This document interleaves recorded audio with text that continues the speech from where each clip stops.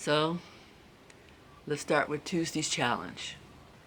The first challenge that we were given was a barbecue combo plate. And I recognize this as being very similar to one of the homework assignments they gave, where they had us do our signature dish or something that was important to us family-wise and stuff that we would present at a holiday or at a special event or whatever it is with family and friends. And part of this event was they were to make a barbecue combo plate with 2 side dishes. And excuse me for looking, but I'm looking at my little notes here. It would be a barbecue combo plate with 2 proteins, 2 side dishes, and that we were told for this challenge what plating we would have to have and how many plates. And typically, as it'll follow for most of the other challenges to come up, is that we needed to have a plate, they call it a beauty plate, and that would be one that after time was up for presentation, they would whisk that plate off and take pictures of it when it was at its freshest, and so that they could use that during the filming or during the television show as the best looking platter. Then there would be another plate, which would be a tasting plate, which would be set off the side for the judges to taste off-site, and not necessarily there in front of us, but it would be the freshest so the judges could taste it and make their judging decisions. And then we'd have another plate, which would be our presentation plating, which would show when we actually faced the judges while they were judging us and telling us what they thought of the things that they'd already tasted previously. So one of the things that I made, and I'll just go, but I want you to watch the video, and I'm not going to go into detail of it. And remember, I'm only presenting this video about my experience after all the Netflix videos have been out and have played, so that I won't have any spoilers here. But anyway, what I did plate was something that I usually do cook for holiday meals, and that would be salmon. I would usually grill, bake, or smoke salmon, and this is primarily for my daughter, who's a pescatarian. And then ordinarily I would do turkey, but sometimes I would do Cornish hens if I want to be fancy, and that's because my husband does love Cornish hens. One of my signature side dishes, or 2 signature side dishes, are from my mom, and this is, I'll call Bertha's macaroni and cheese, and also Bertha's collard greens with a ham hock. And then I had other little things on the platter just to make it cute and to dress it up. And I believe, I don't remember specifically, and I'll have to wait till it comes out, but I think I also had some coleslaw on that plate with some pickles and some white bread. And if it wasn't white bread, it was cornbread. But anyway, that was the first challenge. The other thing that went with my salmon is I did make a mango pineapple salsa, which sort of added color to the plate. So it came out pretty nice. I was very happy. Anyway, let's follow through. We did challenge 1, and after challenge 1, there are a number of things that went on. And let me just break right here, and I'll go on to the judging.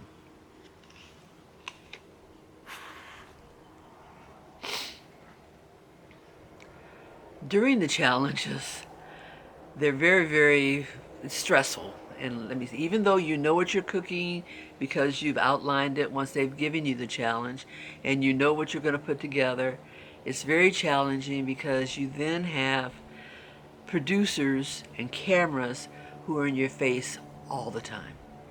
Everything that you do. If you wipe your nose or whatever it is, it's going to be on camera someplace because there's cameras all over this set.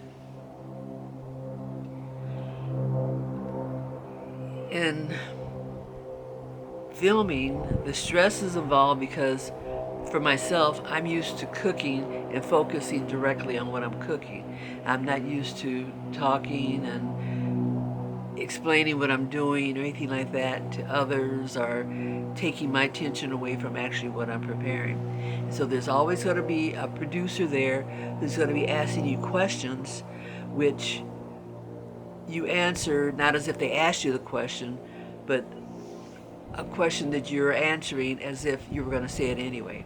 For example, they may ask me the question, Sylvie, what are you cooking? And so I don't just say I'm cooking mac and cheese. I would say this dish here is a macaroni and cheese, and I would go into a little bit more elaboration about what it was, what was going into it, the significance of it, blah, blah, blah. Then they may ask me another question just to get me to talk about other aspects of it. Their voices won't be on the Netflix video when it airs, but the questions they ask are questions that they fed me to give the answer to while I was doing it. That's very stressful. We were always mic'd up. We always had a microphone on. So everything that we said or did was always in somebody's ear. Even, for example, if we needed water and we said something like, I need a bottle of water, then somehow or other a bottle of water is going to show up someplace on that set for me to have access to it.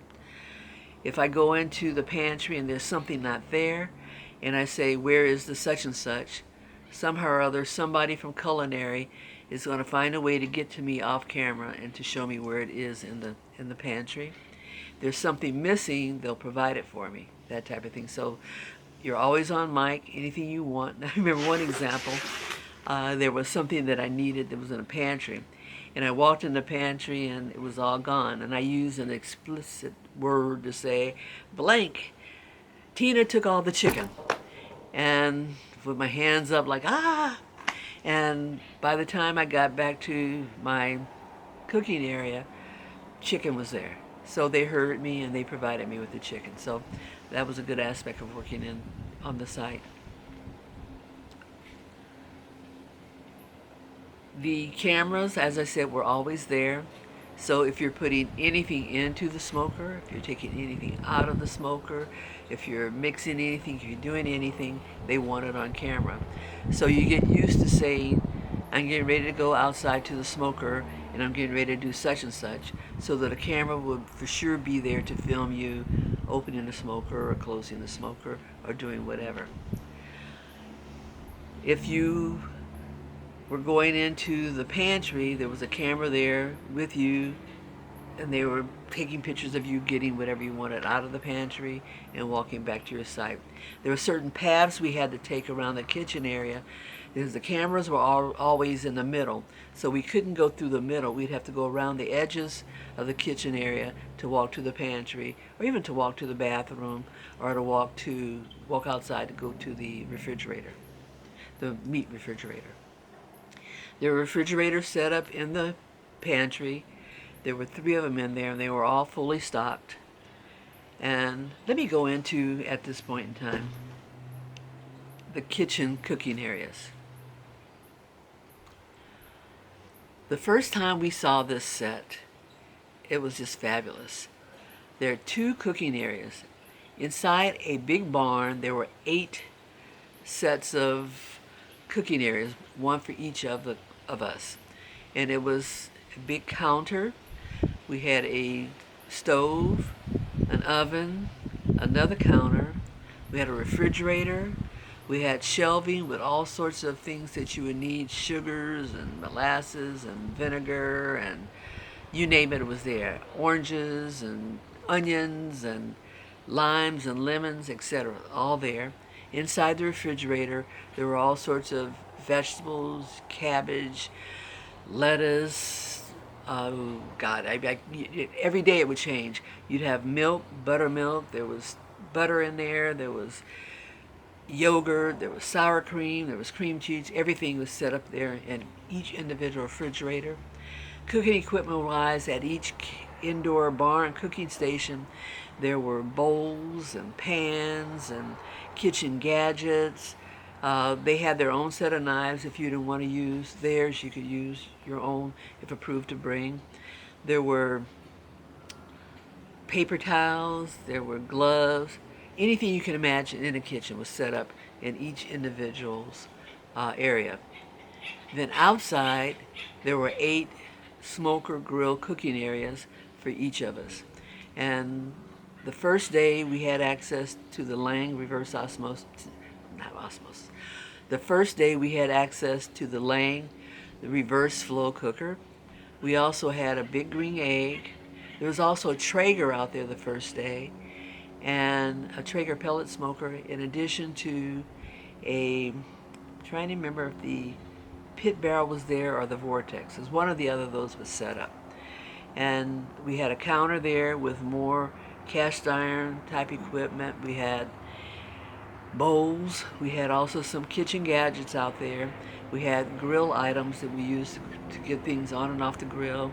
We had shovels. We had gloves. We had gloves to get wood. We had hatchets. We had a fire pit. We had a little bit of everything. And off in another area, there was set up where you had all the charcoal and all the wood that you needed. So you just had to go to that area, get what you needed, and bring it back to your site. One of the things that I found interesting is that in the little packet we were given before we got there, it was listed that you may be required to chop your own wood. It didn't say you could chop your own wood, it said you may be required to chop your own wood. So I did go through a session with my husband to learn how to chop wood. And I took advantage of it because they had this big old chopping area and a big old axe. And so I just took some of the big splints of wood, went up there and went, whew, split some wood. I did this, yes, the 69 then-year-old woman did that.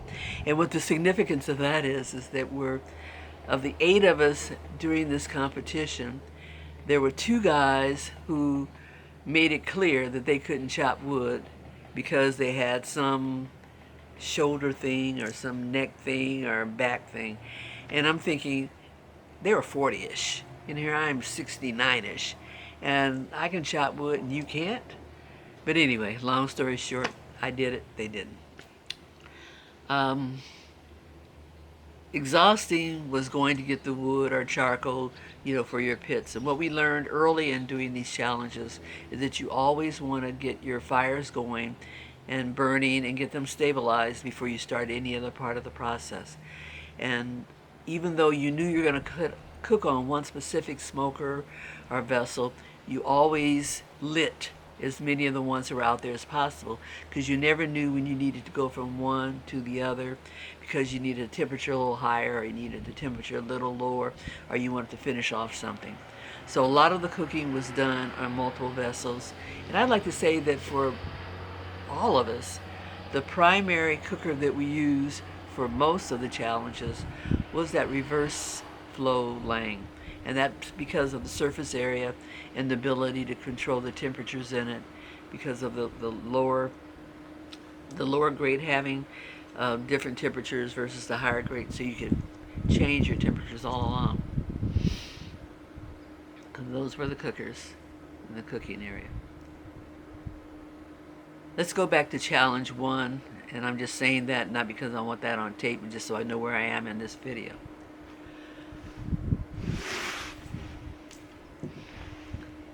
Challenge 1, we do these barbecue plates, and this is more of our signature dish, and this is a dish that each of us are familiar with doing, and to get us acclimated with the equipment and where we are moving around.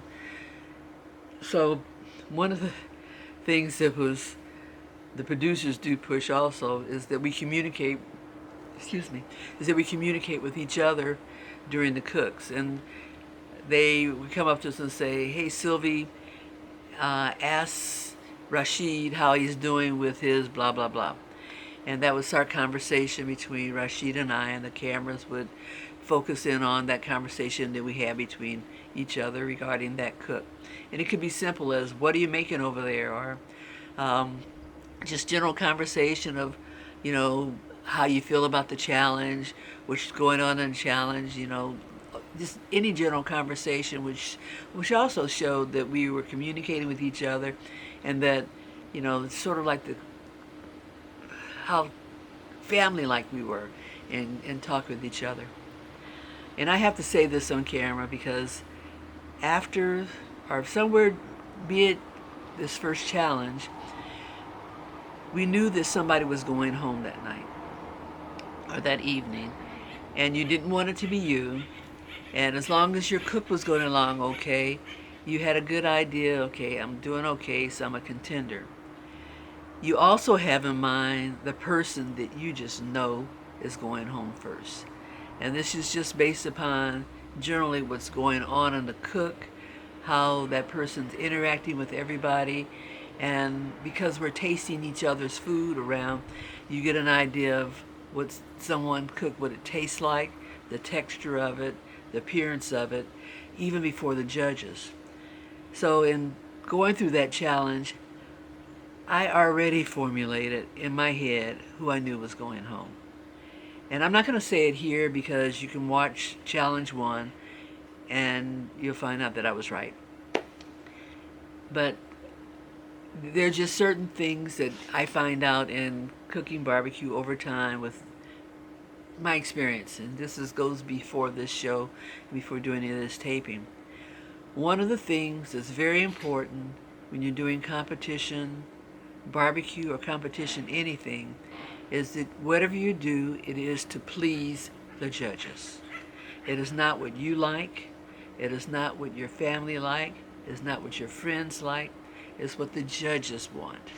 And if the judges, in the beginning of this challenge, when they explained to us what we were going to be doing, said that they wanted things that had certain characteristics, that had a certain appeal, that looked a certain way, that had a story that went with it, that was a certain story, and that actually tastes good and had the correct textures, correct flavors, the correct char, the correct usage of wood, showing the best fire management and all that, that you knew you need to cook to that.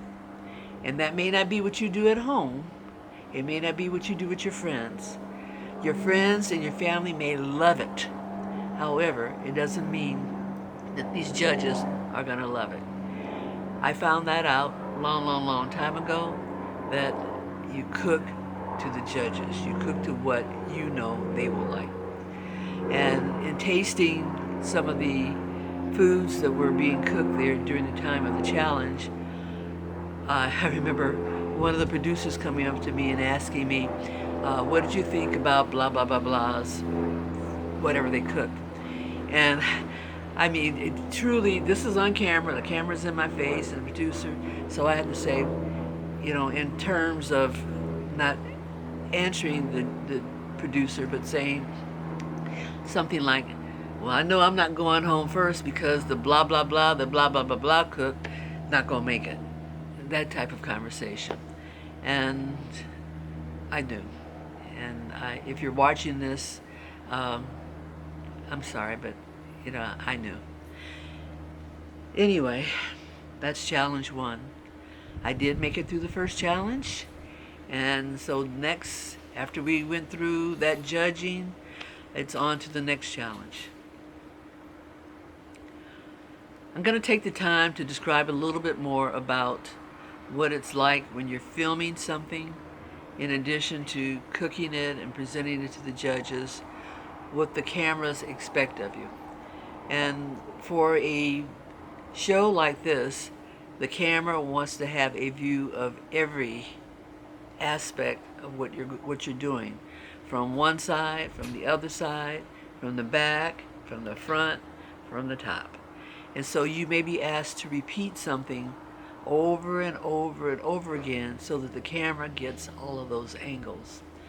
So for example, during the judging, we were probably there for an additional 2, maybe 3 hours, repeating the same things over and over again about who won the challenge, who lost the challenge, during our little toast with our lemonade and iced tea, hugging each other, the host walking away, coming back again, repeating it all over again, bloom, bloom, repeat from this angle, bah, bah, repeat from that angle, blah, blah, over and over again.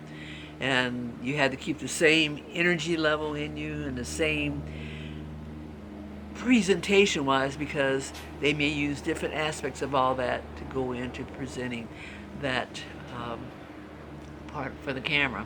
The weather. We were in Atlanta, Georgia in September, and it was hot, hot, hot. Let me just say that The temperatures were mid to upper 90s, 100% humidity. And one of the things that's very important when cooking around a lot of smokers and heat and things like that is that it may have been 90-ish there, temperature-wise, but around those smokers it's probably 110. It was hot. It was very, very hot. But it was very important. The medic would always come around with these electrolyte tablets or these little fizzy things that we could put in the water.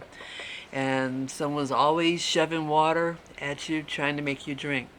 And one of the things with me is that they were very pushy with me because I had the tendency to not drink water as often as I should. So some of the CEOs would say, I'm going to watch you drink it. And unless I took a sip, not more than a sip, they weren't happy. Drink more, drink more, drink more. Luckily, nobody out there got dehydrated or had any problems, but it was very, very hot. At the end of the day, the only thing that anybody wanted was a nice shower to get all of that smoke off of you and all the sweat and the grit. And the only saving grace to us was that we all smelled the same, so riding home on the bus, wasn't as bad as it could have been.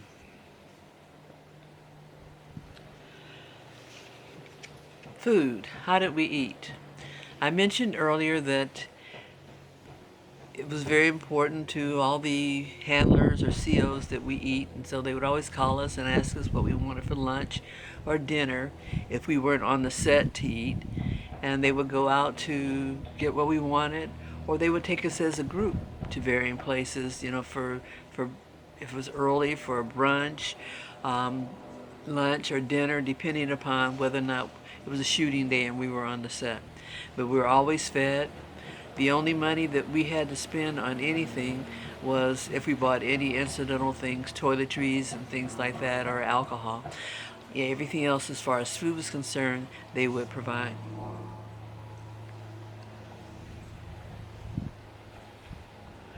On the days when the set was dark, and that meant that there was no shooting going on anywhere, no filming, we had what's called a free day.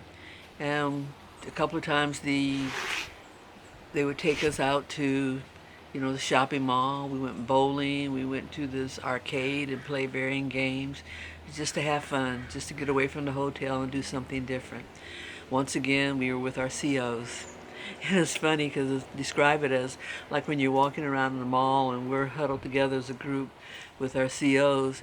It was like, a day out of rehab where we've earned points for freedom or something like that, and we get to go around different places. Anyway, that was fun.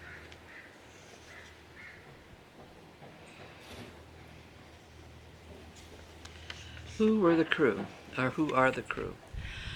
And I can't tell you who's in charge, who's not in charge, but there were a lot of people who made up the crew. And I'll start with the ones that were most familiar to me, once again, are the handlers, our COs. They were the ones with us in the hotel, driving us back and forth to the hotel, providing food. Producers, they were the ones on site who were responsible for the questions and keeping up with what was going on, being videoed and what we showed and what our bio was in regards to what we were cooking, and just keeping up with producing the show. Directors, and I call these the directors, are the one. There was a control booth someplace where we knew that questions came down to them, to daring people, because no matter what we're doing, somebody would have an earpiece in and they would listen for a while, then they would come back at us with a question or something like that. There were the hosts, and there were two hosts. One was Lyric. She's out of New Orleans. She's a comedian. The other one was Rut. He does a lot of television show hosting and all. Very funny guy. He kept us laughing the whole time. Very funny guy. Then you have the judges. Our judges were Melissa Cookston, renowned, world-known winner, the most winning barbecue lady pitmaster in the world. Lots of wins at Memphis and May, Whole Hog, etc. And we also have Kevin Bledsoe, who owns a number of different restaurants I think in Texas and California, and who also does a lot of hosting and a lot of judging of barbecue competitions around the country. who's involved in a lot of other types of television shows, reviewing foods and bars, etc. Then we have the camera people, and they were the ones carrying these huge cameras, and we call it $250,000, $500,000 cameras on their shoulders, filming everything we're doing. He had audio, responsible for all of our microphones and making sure we're hooked up. They had the best quality of audio. You had lighting, who were making sure that the light was right in whatever areas, no matter what time of day. As the sun shifted, they moved things. And then we have wardrobe, responsible for making sure that each time we film, that all of our attire was clean, pressed, and looked good. Makeup, we didn't, as a cast, we didn't have any makeup, but the host and the judges did go through makeup. Catering services, that would be on-site catering, breakfast, lunch, dinner, snacks. They had a special area where you can go in and get potato chips, cookies, fruit, vegetables, yogurt, and all those different type of things. The medic, who also provided us with electrolytes and made sure that we were in good shape and well-being. If you cut yourself or something like that, they were the first person there to make sure that they got you cleaned up and to stop the bleeding. If you fell down or whatever, then they were the first ones there to help you. If you looked like you needed more water and more electrolytes, they were there. The culinary staff, I would say, was probably the most important staff there, at least to me. They were the ones who were responsible for making sure that the pantry, the grilling areas, the smoking areas, and our sites, our kitchen sites, were set up to perfection each day before we filmed. And they were under the guidance of Avery Purcell, world-renowned culinary person who's won a lot of awards nationally, and she did a fantastic job. Absolutely fantastic job organizing all this, working with us, providing us with information on things that we may not have been have any exposure to, making sure we knew how to use the equipment, making sure we knew where everything was, making sure we knew what was available to us. If something wasn't there, she had someone go out and get it for us. Fantastic. I hats off, Avery. And then we'll talk about my cast, my other people that were on with me. And there were, like I said, there were 8 of us. Wonderful people. We bonded. We got along very well. There were, there's a lot of different personalities, because you have me. I was the oldest person there. So I was the most senior of everyone. Then you have Grubbs. Grubbs was probably the next senior. I think he was 59. And then you have Tina, and Tina's 59-ish also. Then you have some of the other casts who were all like 40-ish and 30-ish. And so you had a whole arena of different people.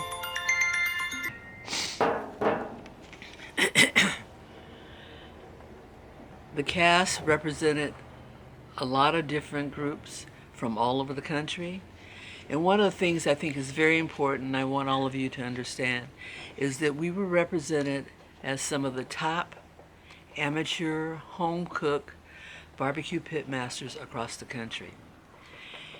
That doesn't take away from anyone who's rated in the top 10 to 25 in the KCBS. That doesn't take away from the winningest people across the country in competition barbecue. That's not to take away from any of this.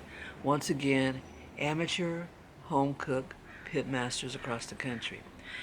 And one of the things that it came to mind to me even more than I don't know how to explain it, but you do not have to be a prize-winning competition barbecue person to know how to barbecue. You do not have to be in the top 10, 25 of any sanctioning group across the country or internationally to be a very, very good pitmaster. There are lots of pitmasters out there who cook at home, cater, own restaurants, are just for the fun of it, foodies or whatever, who cook. And they cook very well. And they bring with them varying flavor, flavor profiles, varying techniques, varying regional differences in cooking, cultural differences in cooking, and all these things that come out with great food. So therefore, represented on this show are those cooks. We represent a number of varying people all over the country. I think of all of us there, three of us were the only ones who had actually competed in competition barbecue on varying circuits. All the others were just people who had a passion for cooking, people who had a palate for cooking, people who love to cook meats and to make people happy cooking meats. Very, very good cooks who, if they happen to have been on the circuit and could put the time, the money, the effort, and the dollars into it, could be within that top 10 to 25 in the country. However, once again, not taking away from anybody who's based upon sanctioning bodies is very, very good. This was a group of very, very good cooks. And just in tasting their foods, watching how they put flavors together, their plating technique, the variation in how they cooked and what they cooked, the challenges we went through and how it pushed us each challenge to do more and more and more with varying types of equipment. And all of this based upon the way that cooking over open fire is done or has been done since caveman days, forever. And hats off to them.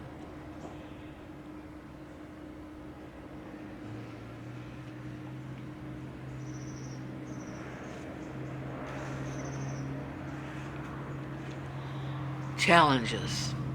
Somebody's got to go home. So after each challenge, based upon the guidelines that we were given for doing these challenges, anywhere from 0 to possibly 2 people could go home over each challenge. If we're taping 8 episodes, then it doesn't mean that one person goes home at each episode. It may be 1 one day, 0 another day, 2 another day, 1 another day. It may be that at the final episode, there are 3 people left. We didn't know. We just knew that somebody had to go home at some point during this filming. And our only hope was that individually that we could wait it out and we could make it through episode 8 and still be included and running in the competition. Watch the Netflix video to find out where everybody falls during each of these different challenges, the ups and the downs. Just because somebody's up on one challenge, they may be down on another, or they may be in the middle on another challenge. Those who you think are going to do great on one challenge may suffer and not do as well. There may be group challenges where you have teams. There's all these different types of challenges. From challenge to challenge, you never know what's going to happen till it's over. We all sat around and listened to the judges, and most of the time they were actually on point. Their palates are just magnificent. To be able to decipher the differences in flavor between cooking with hickory versus cherry versus oak versus pecan, alder, maple, and all these different woods. The differences in cooking where you make your own charcoal in a burn barrel or a fire pit versus using lump charcoal from whatever source. They could decipher the differences in those flavors and those tastes.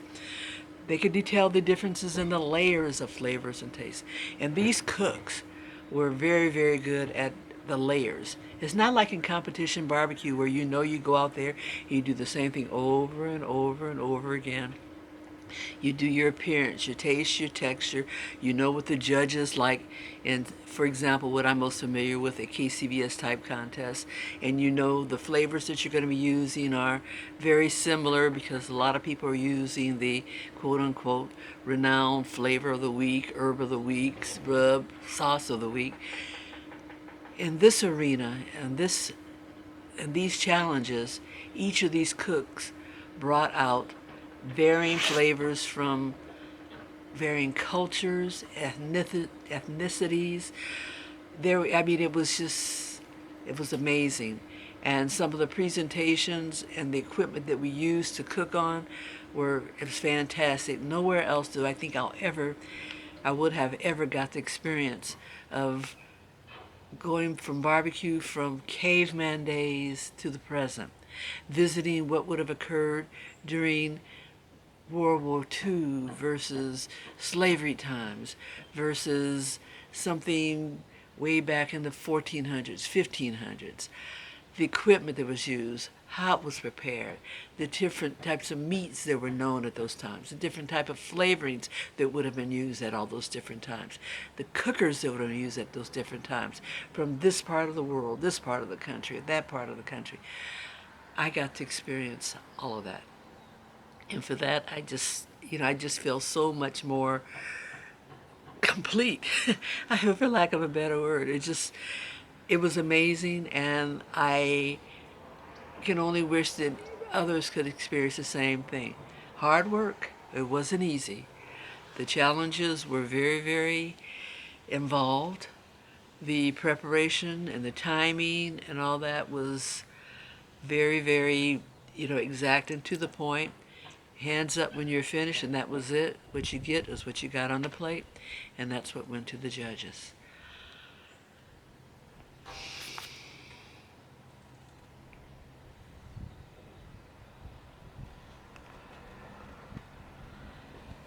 Some of the fond remembrances that we have, there were so many, so it's very hard to just pick one or pick two or whatever. It's just there were so many. I mean, there was one challenge where, we didn't know who was going home, but at the end we all hugged and just rejoiced. There were challenges when someone may have, been the winner of that challenge, and everyone just came around to show their support. There were times when someone needed something during a cook and somebody was always there. There were times when someone had a mishap with what they're cooking, but someone or one or a group of us would get out there and give moral support to that person to pick up, get it done, get something turned in. There were times when you may just feel the frustration, like, my song was, if I felt frustration or anything, it was like, I'm going home. Ooh, I'm going home. Doop, doop, doop, doop, doop, doop. I'm going home. I'm going home. Shoo, doop, doop, doop, doop, doop. That was my song. And I think I only sang it a couple of times, and not always because I was going home. It's just what I felt inside at that moment while I was doing that cook. One of the things that everybody, the judges, the producers, and all of them always commented to me was, you always look so calm out there. You don't look like you get flustered. You don't look like you're disorganized. Everything is just boom, boom, boom, in order. And you don't see on your face any anxiety or stress or anything. And I just reminded them, it's inside. And even though I may not be displaying on the outside, it's still there inside. I never get to the point where I feel so confident that I don't need to worry about this. No, that frustration, that anxiety, that stress is inside. And very rarely do I let it out. And there may be times when I do let it out and you do see it, but most of the times it's just going to be internal. Okay, keep in mind that I'm making this video, and I think I've been home for about a week from Atlanta after filming, and I'm making this video as soon after getting back as I could organizationally wise, just so that everything would be fresh in my mind, the memories would be as fresh as they could ever be. And though I'm filming this right after coming home from doing the show, I'm not going to release it on YouTube until after the Netflix presentation of all 8 episodes. But I just wanted to give all of you an idea of what it's like from the beginning to the end of filming a barbecue television show. What's involved, the demands, the people, how things work out and how I actually just feel so happy that I did this show. I recommend that if anyone has the opportunity to do it, that you take that opportunity and you not look at it as someone telling you what to do or directing you to do this and that, which is maybe outside your comfort zone. If you do a show like this, you have to be willing to follow direction, do what you're told, and just cook. All it is just cooking. Once again, this is Sylvie Curry, Lady of Q, and I'm here at home. And once again, enjoy the show. It's going to be called Smoked on Netflix, unless they change the name between now and then. And 8 episodes of some great home amateur barbecue pit masters doing their thing.